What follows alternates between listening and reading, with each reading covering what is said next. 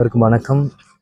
இன்னைக்கு எங்களோட செங்கல்பட்டு மாவட்ட இளைஞரணி செயலர் அவரோட அப்பா வந்து இயற்கை இறந்திருக்காரு. அதனால அவருக்கு தேமுதிக சார்பாக இன்னைக்கு இளைஞரணி செயலராக இருக்கிற நான் இன்னைக்கு வந்து அவங்கள பார்க்க வந்திருந்தேன். கேளுங்க. பாமக வந்து இன்னைக்கு ஏடிஎம்கேல வந்து கூட்டணி பற்றி பேசியிருக்காரு. நம்மளுடைய நிலைப்பாடு எப்படி சார்? அவங்க பாமக ஏற்கனவே என்டிஏ கூட்டணியில் இருந்தவங்க தானே போன தேர்தல், அதனால மீண்டும் நீடிக்குதுன்னு நான் நம்புகிறேன். அதே மாதிரி எங்களோட நிலைப்பாடு எங்களோட பொதுச் செயலர் சொன்ன மாதிரி மாநாட்டில் அறிவிக்கணும்னு சொல்லியிருக்காங்க. ஒரு நாள் வெயிட் பண்ணி 2 நாள் தான் இருக்குது. கடலூர் மாநாட்டில் வரும்போது உங்களுக்கு அந்த விஷயம் என்னன்னு தெரிய வரும். விஜய் மேலே அந்த சிபிஐ சம்மன் கொடுத்துருக்காங்க, அது எப்படி நினைக்கிறேன்?